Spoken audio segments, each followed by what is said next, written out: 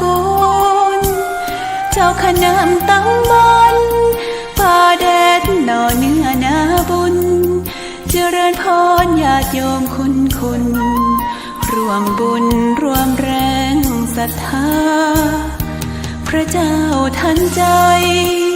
คู่วัดวังสิงห์คำบารมีเลิศล้ำญาติโยมเลื่อมใสบูชาครูบาเจ้าศรีวิชัย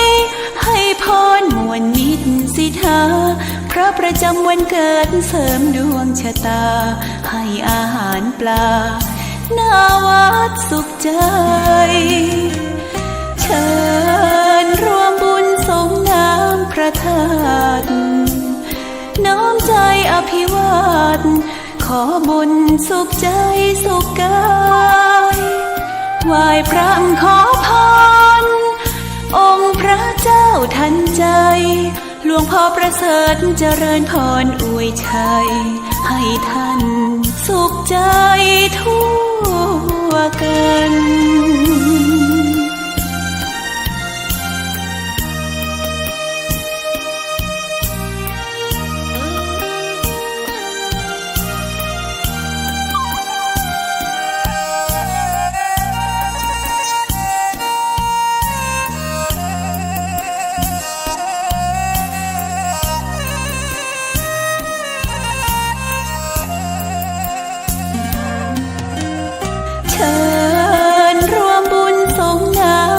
ธาตุน้อมใจอภิวาทขอบุญสุขใจสุขกายไหว้พระขอพรองค์พระเจ้าทันใจหลวงพ่อประเสริฐเจริญพรอวยชัยให้ท่านสุขใจทั่วกัน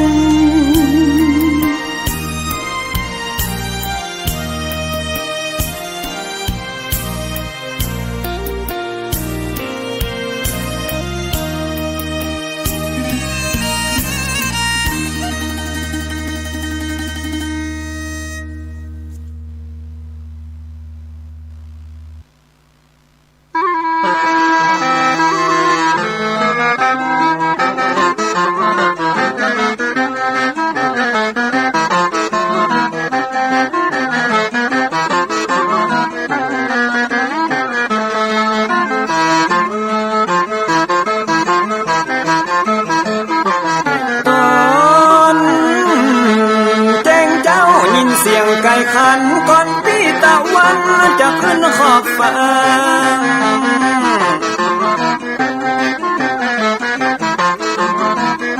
จะหันแสงทองทอแสงเจิดจ้าจัดการล้างหน้าอาบน้ำแต่งตัววันเริ่มต้นใหม่อย่าได้วันกลัวอย่าได้ขุ่นมัวกังวลโศกหอน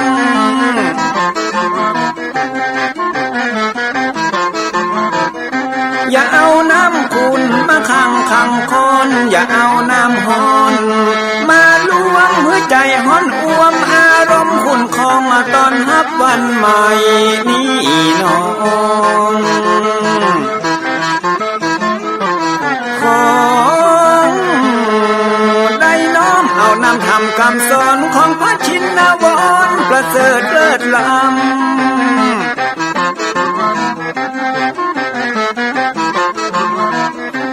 จุงจิตใจฮือออกจากธรรมบ่ฮือด่างดำโศกเศร้ามัวมองแสงแห่งธรรมะนั้นเป็นแสงทองส่องใจเรียวร้องตึงวันคำเจ้า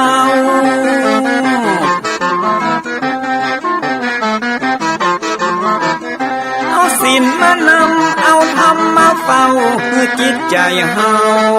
จุงเย็นฝ่าฟันทุกเห็นต่อไปหน้าจะบ่ไหววันแต่เนิ่นเจิญพี่น้องมาฟังรายการธรรมะเบิกบานตอน6 โมงเจ้า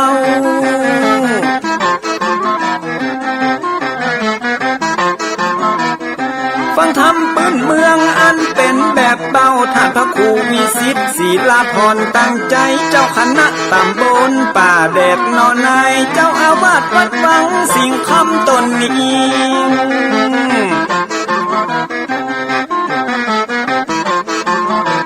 อนุรักษ์ของเก่าล้านนาก่อนกี่เมื่อลูกหลานเฮาตี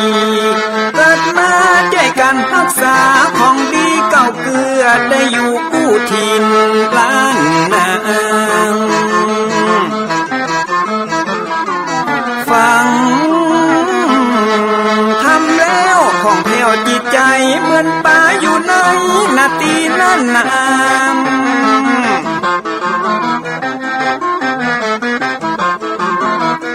เหมือนไม้สลีอันมีไม้กำเหมือนเสืออยู่ธรรมดงดอยคุณเขาสุขของมนุษย์ยิ่งใจหมู่เฮาสุขที่ได้เอาธรรมะห่มตุม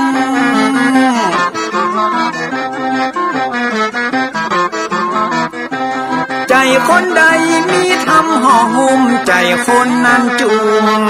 ใจบ้านมันอยู่วิมานเวียงวังจันแก้วบ่มีในเต้าแล้วน้อง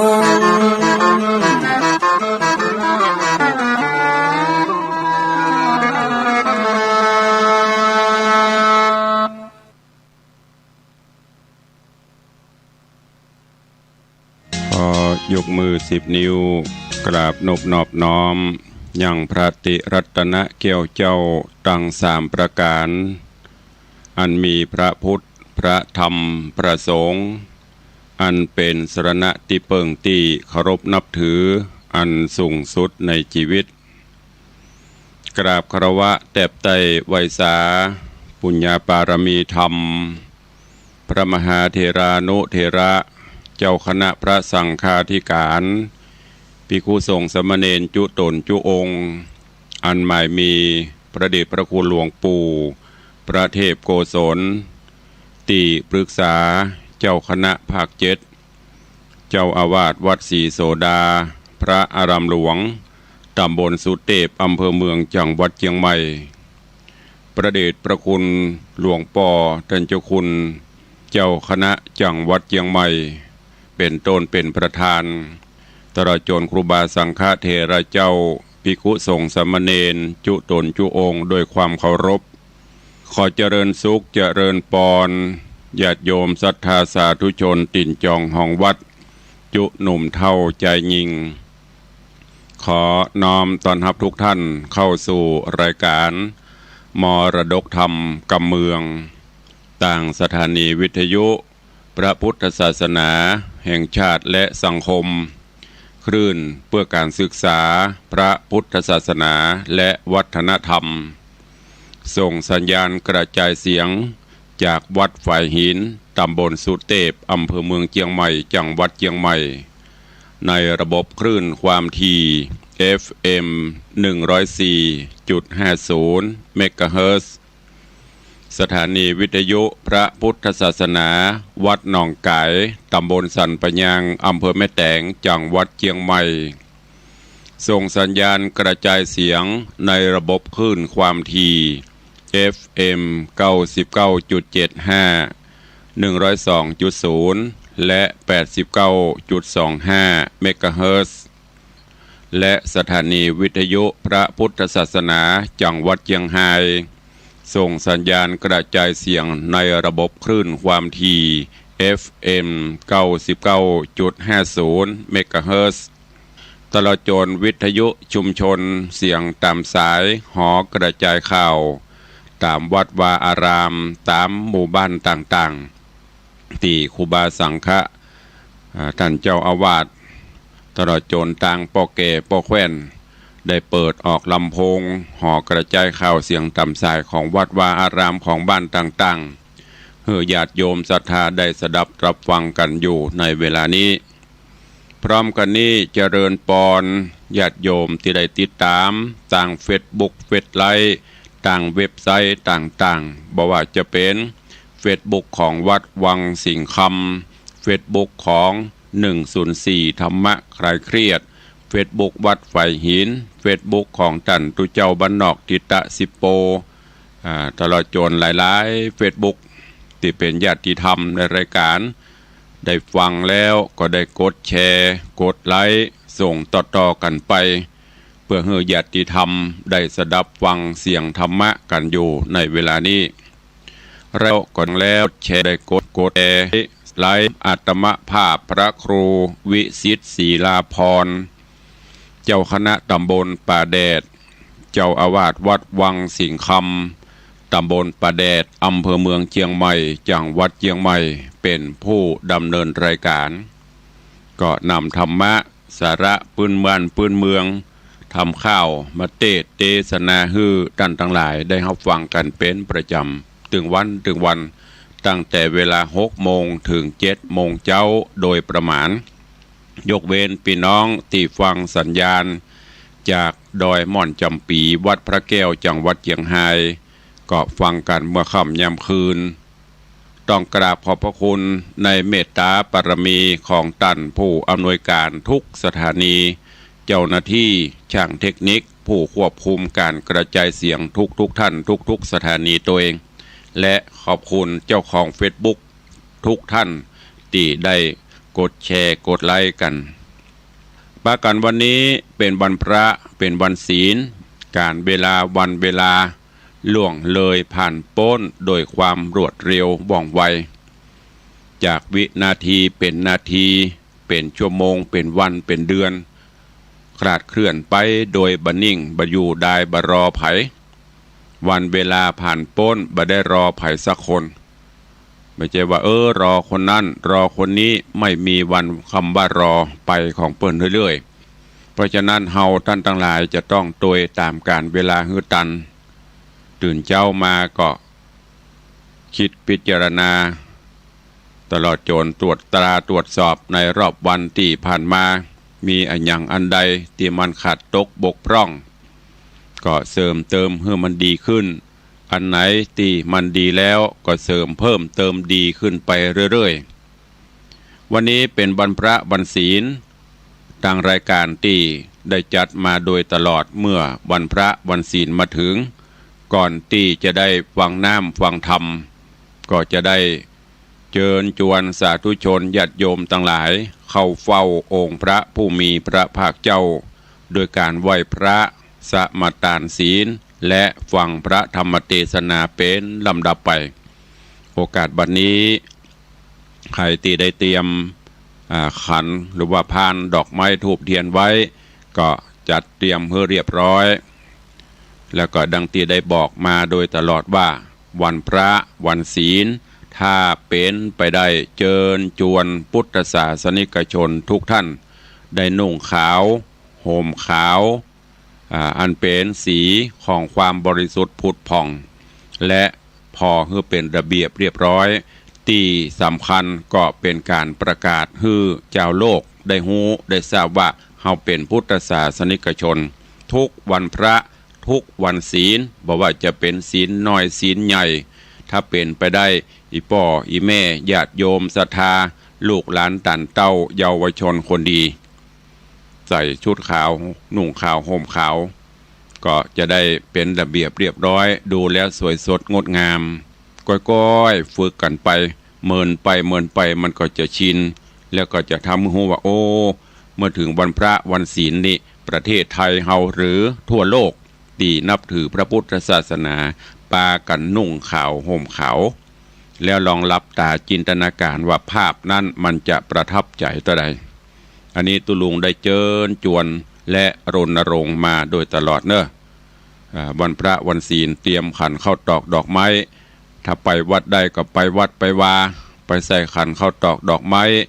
ส่งสาเข้าสาบาตรทำบุญตักบาตรประพฤติวัดปฏิบัติธรรมไปบ่ได้ก็อยู่บ้านอยู่จอง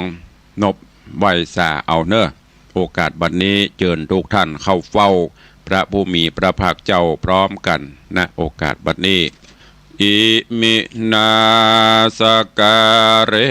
นะพุทธังอภิปูชยามะอิมินาสการเรนะธัมมังอภิปูชยามะ อิมินาสการเรนะสังฆังอภิปูชยามะอะระหังสัมมาสัมพุทโธภควาพุทธังภวันตังอภิวาเทมิสวากขาโตภควตาธัมโมธัมมังนะมัสสามิสุปฏิปันโนภควโตสาวกสังโฆสังฆังนะมามิหันธรรมยังพุทธัสสะภควโตบุพพาคณมกาลังกะโรมะเสนะโมตัสสะภะคะวะโตอะระหะโตสัมมาสัมพุทธัสสะนะโมตัสสะภะคะวะโตอะระหะโตสัมมาสัมพุทธัสสะนะโมตัสสะภะคะวะโต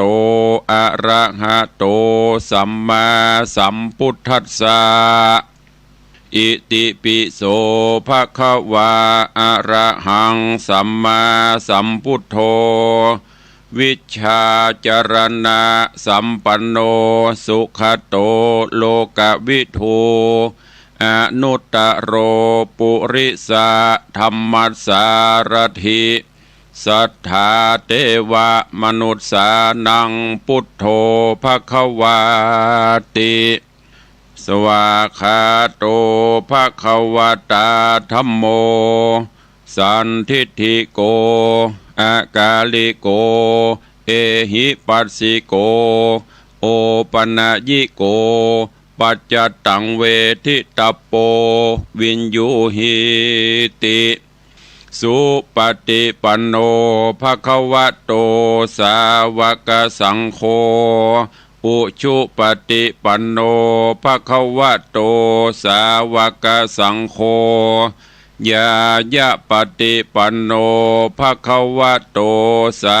วกสังโฆสามีจิปฏิปันโนภควโตสาวกสังโฆยะทิทางจัตตาริปุริสายุคานิอัฏฐาปุริสาปุคคลาเอสะภควโตสาวกสังโฆอาหุนยโยปาหุนยโยทักขินยโยอัญชลีกาลนิโยอนุตตรังปุญญเขตังโลกัสสาติได้ไหวพระนบธรรมจุ่มอกเย็นใจแล้วตอนนี้ไปตั้งอกตั้งใจสมาทานหับศีลเนอมะยังพันเตติสาลาเนนะสังหาปัญจสีนิยจามาตุติยัมปิมะยังพันเตติสาลาเนนะสังหาปัญจลานิยจามาตติยัมปิมะยังพันเตติสาลาเนนะสังหาศีลานิยจามานะโมตัสสะภะคะวะโตอะระหะโตสัมมาสัมพุทธัสสะนะโมตัสสะภะคะวะโตอะระหะโตสัมมาสัมพุทธัสสะนะโมตัสสะภะคะวะโตอะระหะโตสัมมาสัมพุทธัสสะนะโมตัสสะภะคะวะโตอะระหะโตสัมมาสัมพุทธัสสะนะโมตัสสะภะคะวะโตอะระหะโตสัมมาสัมพุทธัสสะ นะโมตัสสะภะคะวะโตอะระหะโตสัมมาสัมพุทธัสสะพุทธังสรณังคัจฉามิพุทธังสรณังคัจฉามิธัมมังสรณังคัจฉามิธัมมังสรณังคัจฉามิสังฆังสรณังคัจฉามิสังฆังสรณังคัจฉามิตุติยัมปิพุทธังสรณังคัจฉามิตุติยัมปิพุทธังสรณังคัจฉามิตุติยัมปิธัมมังสรณังคัจฉามิทุติยัมปิธัมมังสรณังคัจฉามิตุติยัมปิสังฆังสรณังคัจฉามิทุติยัมปิสังฆังสรณังคัจฉามิตติยัมปิพุทธังสรณังคัจฉามิตติยัมปิพุทธังสรณังคัจฉามิตติยัมปิธัมมังสรณังคัจฉามิตติยัมปิธัมมังสรณังคัจฉามิตติยัมปิสังฆังสรณังคัจฉามิตติยัมปิสังฆังสรณังคัจฉามิปานาติปาตาเวรมณีสิกขาปตังสมาธิญามิปานาติปาตาเวรมณีสิกขาปตังสมาธิญามิอะตินนาตานาเวรมณีสิกขาปตังสมาธิญามิอะตินนาตานาเวรมณีสิกขาปตังสมาธิญามิกาเมสุมิจฉาจาราเวรมณีสิกขาปตังสมาธิญามิกาเมสุมิจฉาจาราเวรมณีสิกขาปตังสมาธิญามิมุสาวาตาเวรมณีสิกขาปตังสมาธิญามิมุสาวาตาเวรมณีสิกขาปตังสมาธิญามิสุราเมรยะมัชฌปมาทัฏฐานาเวรมณีสิกขาปตังสมาธิญามิสุราเมรยะมัชฌปมาทัฏฐานาเวรมณีสิกขาปตังสมาธิญามิอิมานิปัญจสิกขาปตานิสีเลนะสุขติงยันติสีเลนะโภคสัมปตาสีเลนะนิพุติงยันติตัสมาสีลังวิโสทะเยพมาจโลกาธิปติสหัมปติกัตนันสลีงันทิวลังอัญญาจทาสันติทาสตปะราชคชาติกาเทเสตุธัมมังอนุกัมปิมังปะชังได้ไหวพระได้สมาทานศีลเป็นที่เรียบร้อยลำดับต่อไปเชิญญาติโยมทั้งหลายได้ติดตามรับฟังธรรมเทศนาปื้นเมืองเหนือว่าจะเป็นจะได้ก็เชิญทุกท่านตั้งอกตั้งใจฟังณโอกาสบัดนี้นะโมตัสสะภะคะวะโตอะระหะโตสัมมาสัมพุทธัสสะ สุดสู่สังลาภัตเตปัญญังอัปปะมัตโตวิจักขันโนติสัทธโบดุราสัพพุริสะทั้งหลายดังยิ่งใจใหญ่หน่อยผู้ใฝ่ห้อยเจยบานจริงหือตานเข้านามบัตถุพรำปัจจัยศีลดวงใส58ใดโกดแขวดหักษาปากันมามวนหมู่พร้อมนาอยู่ฟังธรรมจุงดาจำฟังที่เอาเป็นที่สอนใจจักใครกล่าวจี้หือแจ้งที่ตามมีดังพระมุนีที่ใบเทศนาไว้เมินมาบัดนี้แด่เตอศรัทธาอันว่าสัพพัญญูพระพุทธเจ้าตนเป็นเก้าศาสนานำสัตตามวลหมู่หือพ้นจากมารภัยเตศนาไขบอกเล่าหือหูเก้ากองดีได้เว้นหนีกรรมบาปอันกระยาบจังไรการว่ามีภัยมาเก่าหรือมีข่าวมาถึงหูหือพิจารณาดูที่สันอย่าด่วนสันเอาเบาอย่าถือเอา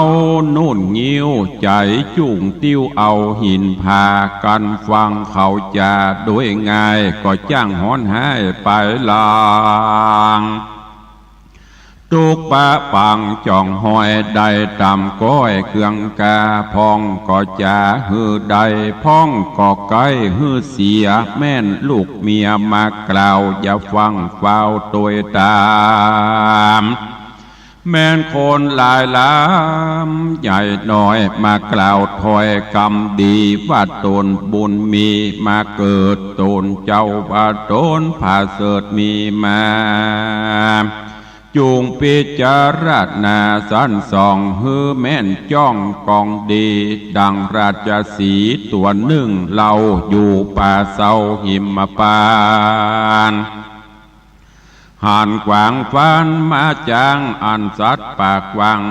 นาหกเล่นมาเป็นหมู่ต้นไม้ลู่เป็นสายใดเจ็บลายไม่มาดก็โอกาสจะทำใครหูความเก้าเหตุหือเข้าโป้นเขตเครื่องขีดังนิยายมีแต่ก่อนเจนปูมอนปิตา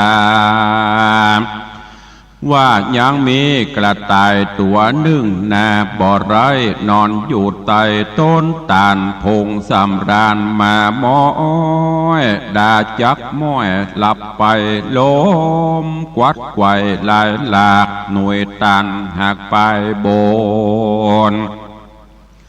ล่นลงโหนต่ำไตโต๊กถูกใส่ใบแห่งอันอาข้างแจงหนเนื้อเสียงดังเหลือมีกองสัดนันห้องไพรโซนกระต่ายต้นสะดุงสติฟุ้งเววาเกิดวาดดอยผาจักลมแผ่นดินลมเปปังบอกกึดยังเหตุเก้าว่ามีแต่เล่าสันได้ป้อยหนีไปบ่จ้าเอาไปนาเป็นไม้ย้อนกว่าตายหมู่รีบบอกเจ้าหมู่เรียวปันว่าจุงปากันอย่าจะเล่นจอมข้าเรียววายการบอกไปนั่นใส่สู่จักใดเมื่อมอนเหตุดงดอนป่าไม้แผ่นดินใหญ่แตกม้างบ่อหลอกข้างที่อยู่ไปสู่เรียวปานย้อนข้าหันสันทีบอบมีที่สั่งกาจิงเล่นมาสู่รอดอีดหิวหอดดาตายสัตว์ทั้งหลายน้อยใหญ่อยู่ป่าไม้ดงดานคือกวางฟันแลดสู่วอกก้างหมู่นางนีจุมเสือมีหยาบจ้าตังจ้างและมากงัวควาย หมูป่าลายละเลือนกระทิงเถื่อนดงตานได้ยินมันเป่าห้องสนั่นกองแดนไกลก็ใส่ใจว่าเป็นแก่นว่ามีแม่นเป็นไม้ต่างกว่าตายจุผู้แล่นสะสู่สะโสนกระต่ายตนหยาบจ้าแล่นก่อนแนะนำต่างลัดดงขวางห้อมห่วยเหี่ยวลิงจ้วยผาจานไม้โดงตานน้อยใหญ่หักล้มไขว้เปปังมีเสียงดังกระคลื่นดังจากฟื้นโดงรีตีนานราชสีอาจกลาเอวสอดลาดดงดานหันกวางฟันแรดจ้างวอกวีกังนางนีตั้งเสือมีลิงเมนโหกวิ่งเต้นตามกันเสียงเนืองนั้นมีกองสัดนันห้องโดงรามก็จะถามใครหูว่าสู่ม้วนหมู่ต่างลายเล่นพันภายสะเศร้าจักไปสู่ดาวแดนดอยหรือมีภัยน้อยใหญ่เดือดห้อนไม่สั่งจาจุงใครจะบอกเล่าถึงเหตุเก้าตามมีสัตว์ดงรีม้วนหมู่ต่างกล่าวอูไข่ปานว่ากระต่ายมันตัวนี้ได้กล่าวจี้ไข่กำว่าดงดำป่าไม้ดงด้อยใหญ่ผาหินพื้นแผ่นดินใหญ่กว้างจักแตกมั่งขจายการสู่ตั้งหลายเนิ่นจะเตี้ยงความหน้ามรณากระต่ายจะบอกกล่าวก็ฟังเฝ้าภายพันแล่นตัวมันบ่จ้าเหี่ยวกลัวความนาตายหนีราชสีอาจกล้าบ่ได้จ้าจะทามว่าดูรากระต่ายโดงรามตัวปู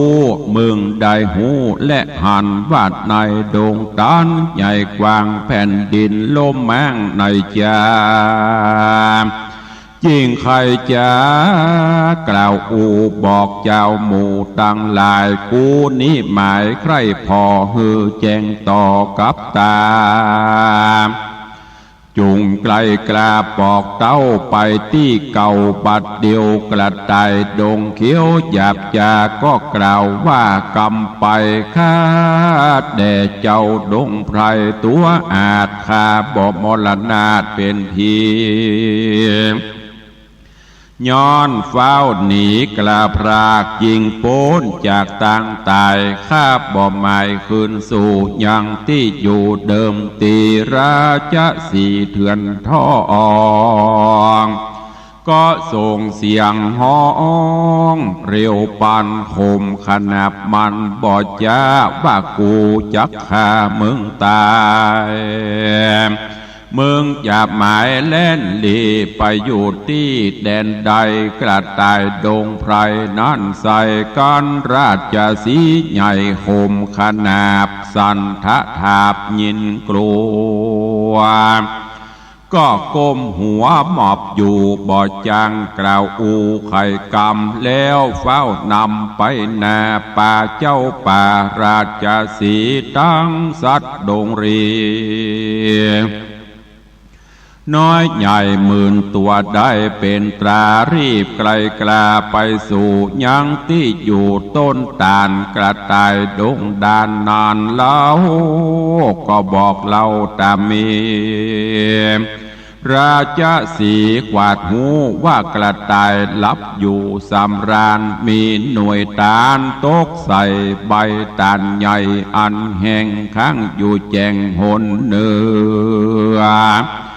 เสียงดังเหลือใจจ้าดังฟ้าผ่าลงมากระต่ายนี่นาลับอยู่บอกวาดหูคิงโตน ใจเวบนไหวหวานกึดดอยลั่นจักลมปัทวีลมทลายเย็นกลัวตาหมู่โมจิงบอกเจ้าหมู่บ้านเดียวต่างรีเอเปรว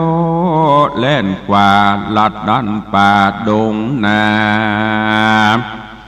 เหตุสัตว์นานาหน่อยใหญ่บ่อพิจารณาไข่หันใส่ต่างใส่ใจแน่มันว่าเหตุนั้นมีมาดังมันจากกล่าวอูจริงแลนสะสู่สะโซนโกลักหนอันใหญ่เกิดขึ้นไข่ลวงลายพ้องบำบายโมยมังบ่หลอกข้างลำบากแข้งขาหากอุดการเดียวย่างหันเสสามตุกปักคำจ่องหอยได้ตามก้อยเครื่องขี่ราชสีเจ้าป่าหูแจงกว่าจุอันก็ไข่ปันบอกเล่าหือสัตว์ป่าเศร้าดงเรียมได้รีบหนีขึ้นสู่ในที่อยู่ภัยมันก็มิหันและนามูลลาศรัทธามวนหมู่อันพร้อมอยู่ฟังธรรมได้ดาจำติดต่อบอกขาดคอบทใดกรรมจากใครสอนกล่าวว่ากันมีข่าวมารอดหูฮือขนิงดูสานที่ฮือแมนตี้กองทำได้ยินกรรมกล่าวอูแม่นลิงลูตัวลมการบ่สมมักไฟป่าเอาไม่เครื่องชีลางเตื้อมีคนบาปใจกล้าหยาบปลาเอาคำขามาล่อคือแหวนเกี่ยวก้อเจียงคานซ้อยสังวานกล้ามากที่เตะหากของเก๋มีเหลี่ยมเล่บ่อไรสั่งเก็บไว้บ่อสั่งเก็บได้บ่อจะตัดสองนะเรารามีมาจาลายแหล่สั่งกล่าวแก่กรรมดีว่าคำขามีก้าใหญ่เฮานี้ใส่ตังสองเก็บได้ของกามากสองเฮาหากเสมอกันกวนจักป่านบิดแบ่งหือถูกแห่งกองธรรมขอเอาคำนี้เล่าไว้กับเจ้าสันเดียวข้าจักเรียวคืนสู่ยังที่อยู่เกหามย้อนบูตาอย่างน้อยพงอ่อนอ้อยเยาว์วัยหรือแสงจากไข่นันนี้อย่ากล่าวจีจากล่าวจีนาเราราไฟเอือได้ลงเชื่อตัวตามยังจากำงามกล่าวถอยอันว่าใส่ซอยทำมาโรงเครื่องประดับองค์นี้ใส่ขอเงินไว้ปั่นค่าเกิงนึ่งก้าคำขากันเราราเชื่อง่ายจกเงินใจมันไปได้คำใส่นานแล้วเตียย่อมเปล่าสุญโยเป็นตัวโคบ่อน้อยไหลหลังถอยตัวจอมได้คำปอมด้านใส่ป่าหือได้มองผ่านแถมประการหนึ่งเล่าหูกึดเล่าขนิ่งหมายว่าการยิ่งใจใหญ่หน่อยมากล่าวถอยจากใครจักจวนไปนันดีทำงานที่สบายเงินหลายจักได้วันเกิดไข่ไปยาวแม่นด่วนเป่าหาดเฮารีบฟังเฝ้าตัวไปจากทุกใจเมื่อซอยได้ตำก้อยทาโรนกวนพอโตตัวเก่าว่าเฮานี่เล่าสันได้ข คนใกล้ไก่ผู้อื่นมีอ่านหมื่นถึงแสนพับไว้แดนมวลหมู่มีความหูนักหนารูปโสภางามอาจสั่งบอกโอกาสเอาไปเป็นสันใดนั่นใส่มาใครใดตนเฮาข้านิงเอาดังนี้เอาเป็นที่พิจารณาเฮือเมินตาพ่อกวางกึดอาจอ่างไปยาวสืบสานสาวทวนที่ฮือแม่นที่ตามกองพองก็ปองฮือใดพองก็ใกล้ฮือเสียแม่นหันเฮดลิงโลเชื่อกำอูตามลมกันบ่สมดังแองใดวิตว่างเครื่องขีจุมคนดีมีมากคนให้หากมีลายตั้งยิ่งใจหนุ่มเทาดังปราดเจ้าอติตาจะสอนมาบอกจี้ว่าฮือเฮานี้ยังเชื่อใจไฟเอือต่างดีเชื่อว่าพระมุนีปิ่นเกลาคือพระพุทธเจ้าเรารา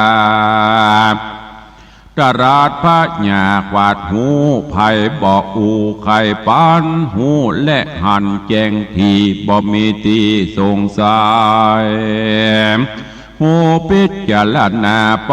สั้นส่องหือแม่นจ้องกองธรรมหันว่าป่าปะกรรมใหญ่น้อยเป็นตัวถอยกาลีหันว่าบุญมีเตียงแต่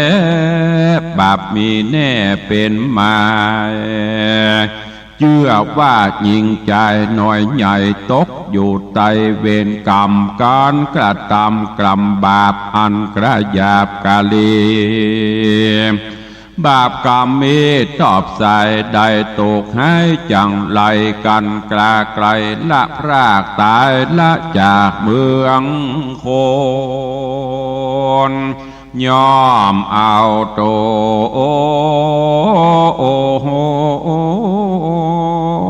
ตกทอดลงสู่รอดอเวจี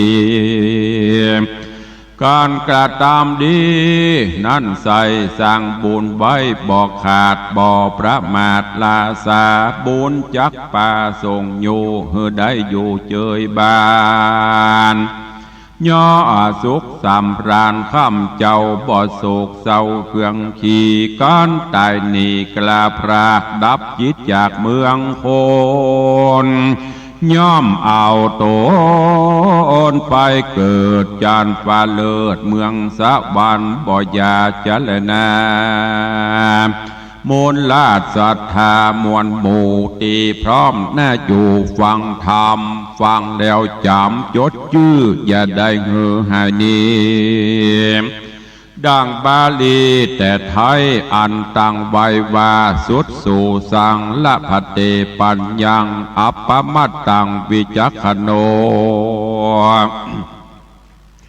ดังนี้ใครกล่าวจี้เป็นไตว่าปุกละผู้ใดก็แล้วใจผ่องแผ้วยินดี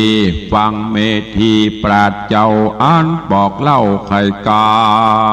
มโดยใจคบยำบอกขาดบ่ประมาทลาสาหูพิจารณาสันทีฮือแมนที่กองดีพญามีผาเสดเตียนย่อมเกิดมีมาได้น้ำป่าปนจากต่างทุกยากมันพาย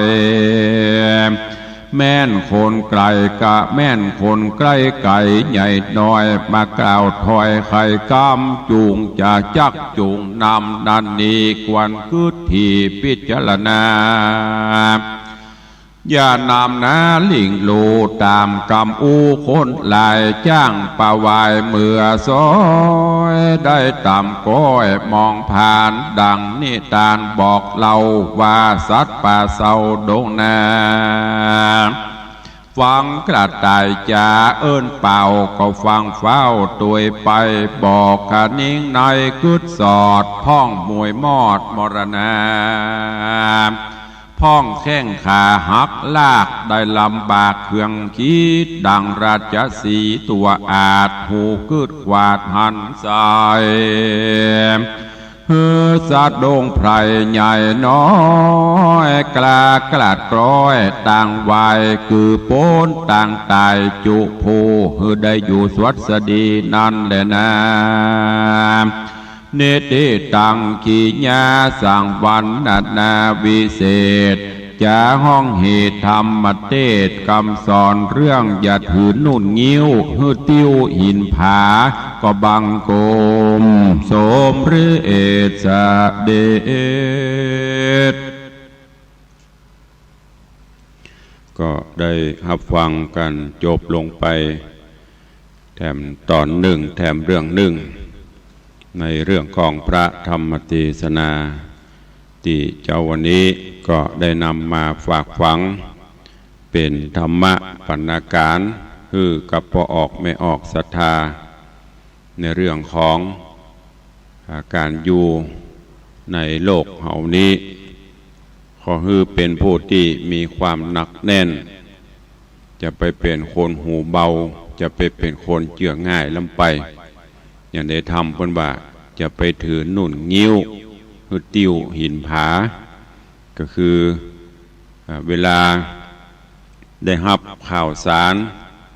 ได้รับกรรมอย่างต่างๆนานามาก็ขอฮือใจความคิดพิจารณาจะไปฮือเข้าทางหูถูออกทางปากเวยลำไปฮือคิดฮือพิจารณาแยกแยะแล้วก็ตรวจสอบพิสูจน์ก่อนในความแน่นอนความเป็นจริงแล้วก็ค่อยเชื่อยิ่งปัจจุบันนี้ญาติโยมทั้งหลายสื่อต่างๆที่มันล่อหูล่อตาล่อกิเลสตัณหาก็นักอย่างติตกเป็นข่าวเป็นข่าวเปิ่นเอาคำเอาอย่างมาตกส่องหน้าส่องตาแล้วก็อูจาทะลิปอบโลนต่างๆบางท่านบางคนก็เกิดกิเลสตัณหาเปิ่นถามเอาคำปลอมคำอย่างบุหุแลกถอดเอาของจริงในตนในตัวไปฮื้อเปิ่นก็เพราะสาเหตุหนึ่งก็คือโลภะคือความโลภข้าได้นักกว่าของตัวเก่าสุดท้ายก็มาเศร้าซ้อยเหงาหงอยเป็นเรื่องเป็นราวไปก็เพราะอันเนี้ยถือเอางิ้วบะติ้วเอาบะหินบะพาก็คือบ่มีความหนักแน่นบางท่านบางคนก็ประสบเรื่องราวต่างๆและที่สำคัญข่าวลือข่าวสารอันต่างๆที่ระบาดกันนักในปัจจุบันนี้ยิ่งในยุคของการสื่อสารไร้พรมแดนอย่างที่ตุลุงได้บอกอย่างที่ครูบาอาจารย์เปิ้นได้ชี้แนะทราบข่าวอย่างมาหน่อยยิ่งในสมัยโทรศัพท์นี่บ่อ่านบ่นักแน่นบ่วิเคราะห์บ่พิจารณากลัวเปื่อนบ่หูกลัวคนอื่นบ่หันบ่หูตันกดส่งกดอย่างกันไป จำเตืออย่างข่าวพอเมินเปิ้นพอปีไหนมีเบาเปิ้นเอามาล่อหน่อยก็กดแชร์กดส่งกดไล่กันไปมันเว้ยบะเดียวจะกดจะเอาแม่มือหัวแม่มือจิ้มลงไปต้องคิดก่อนเนอะดีบดีก็จะเป็นโทษกับตัวกับตนแถมไปโดนข้อหาหมิ่นประมาทดูแควนเปิ้นไปโดนข้อหากฎหมายคอมพิวเตอร์อย่างมูนี่ซึ่งบางท่านก็หูเท่าบ่ถึงการบางท่านก็หูแต่ก็ทำเนี่ยก็เพราะเชื่อง่ายเหมือนอย่างกระต่ายตื่นตูมตะเกีย ในธรรมนะกิ่งบะเป้าตกสว่าว มันรับอยู่เนาะบะกองตกสว่าวตกส่วม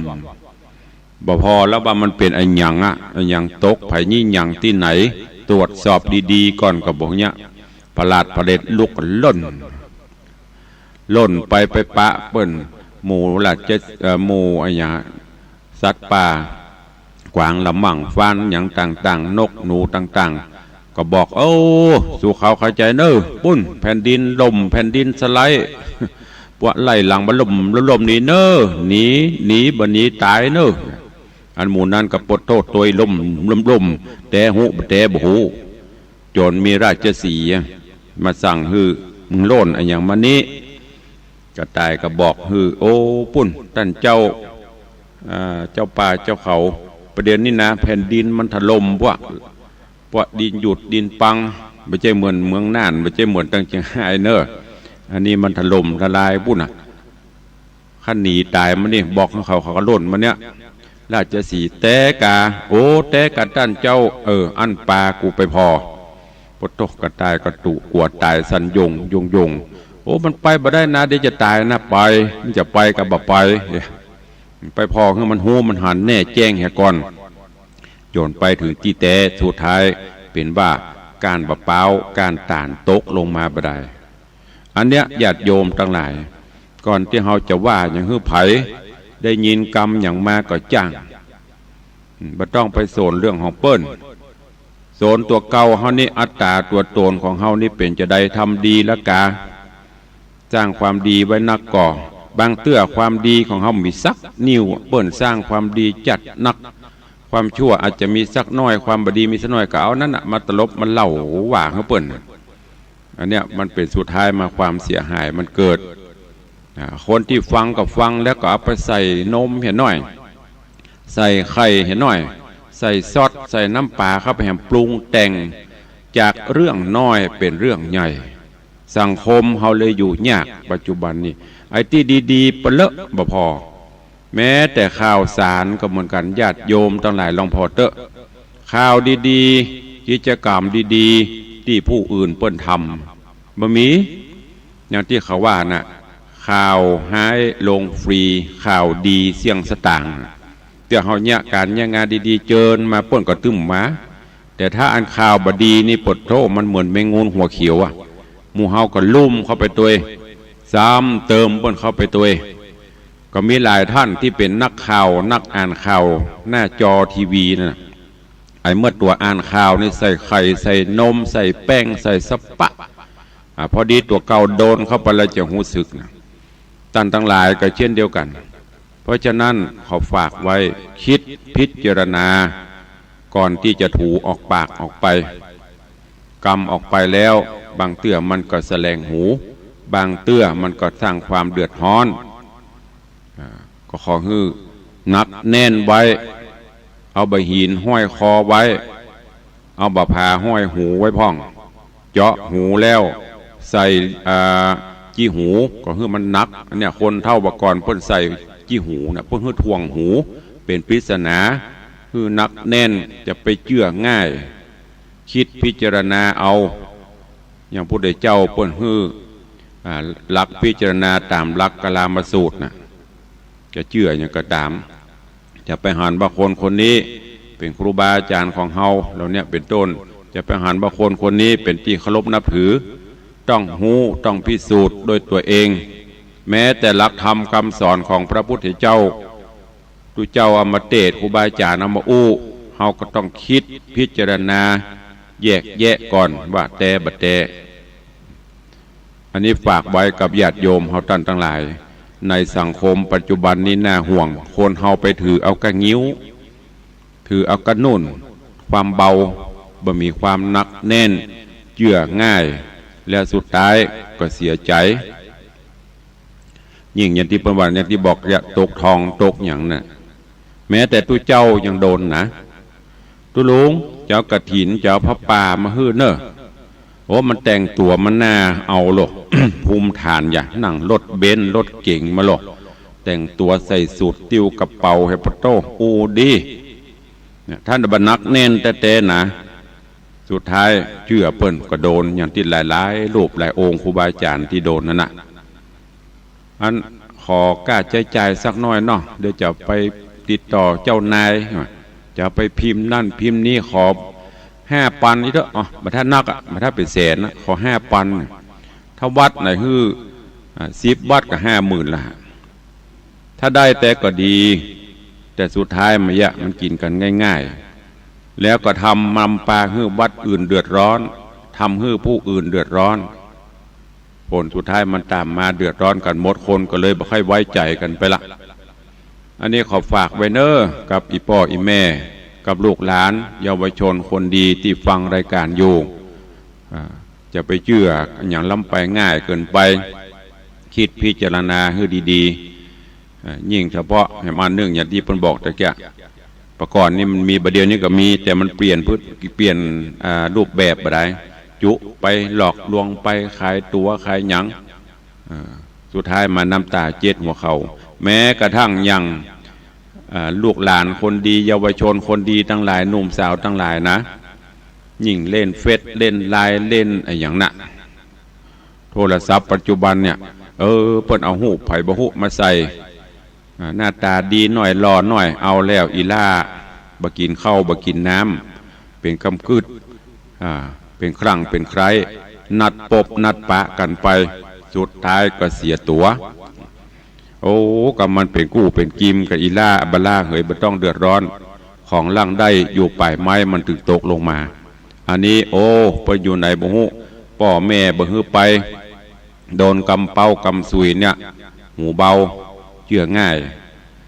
นัดปบนัดปะกันตีหันตีนี่พ่อแม่บ่ฮู้หนีไปสุดท้ายไปไอ้อย่างเกิดขึ้นน่ะแล้วเวลามันมีอย่างเกิดขึ้นภัยเจ็บกับเฮาภัยเสียหน้าเสียตากับเฮาตัวเก่าเฮานั่นแหละโดนสังคมเพิ่นก็จะตราหน้าหัวเพราะฉะนั้นเมื่อได้ฟังแล้วลูกหลานหนุ่มสาวคิดพิจารณาให้ดีเนอะบอกว่าจะตั้งอันยังก็ตามจะเลือกกู้เลือกนายก็จังขอให้เอาตัวอย่างพ่อแม่เฮานั่นนะครูบาอาจารย์เป็นตัวอย่างที่ดีและที่สำคัญเอาน้ำธรรมคำสอนข่าวสารที่เฮาฟังคิดพิจารณาแยกแยะเอาจะไปฟังแบบผ่านๆจะไปเข้าหูซ้ายทะลุหูขวาฟังน้ำฟังธรรมก็เหมือนกันเก็บแกะก้อนไกเอาอันไหนที่มันเป็นประโยชน์จะนะเป็นประโยชน์ก็เอาไปใจสังคมเฮาปัจจุบันเนี่ยยิ่งต้องการธรรมะยิ่งต้องการสิ่งที่ความจริงต้องเอาไปประพฤติปฏิบัติจะไปปล่อยให้กิเลสความโลภความโกรธความหลงไอ้ความโลภนั่นก็คืออย่างที่ว่านะอยู่บ้านดีๆใส่ทองบานไผ่ที่ไหนบ่ฮู้เอาคำปลอมมาล่อหน่อยตาลูกเป็นโพรงตาลูกเป็นไฟความโลภเกิดขึ้นใครได้นักถอดของตัวเก่าแลกของเปิ้นสุดท้ายมาไปขายไปของปลอมเฮาเป็นที่มีเครื่องมือวัดโลกแต่หูปลอมหูอันที่มันเกิดขึ้นมันคือความโลภเท่านั้นน่ะถ้าบัโลภมันก็บ่เสียของยินดีของฮามีนี่สลึงเดี๋ยวจะมันเตอะดีกว่า20 บาทสู่ก่อนถ้าแน่จริงปุ่นปลากันไปร้านทองพุ่นเลยคือปัญจังตกลงตามนั้นอันตามบ้านนี่มันมีสักเปอร์เซ็นต์เนอะจะไปเอาหูเบา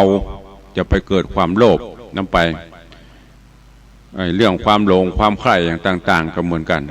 ก็ขอให้ฝากไว้ตัววันนี้ได้นำทำก้อมเรื่องจะไปถือนุ่นงิ้วหื้อติ้วหินผาก็คือจะไปหูเบาหื้อนักแน่นคือมีความคิดพิจารณาเอาหลักธรรมไปใจก็จะนำปลาหื้อรอดพ้นจากภัยอันตรายต่างๆเนอะฝากกับญาติโยมต่างหลายตัวเองวันนี้เวลาหมดเวลาแล้วขอนำรายการจากไปก่อนเนาะค่อยพบปะกันในวันต่อไปก็ขอความสุขสวัสดีจงบังเกิดมีกับทุกท่านเนออยู่ดีมีสุขเหมือนกันจุตนจุองค์จุผู้จุโขนเนอจัตตารโอธรรมาวัตันติอายุวันโนสุ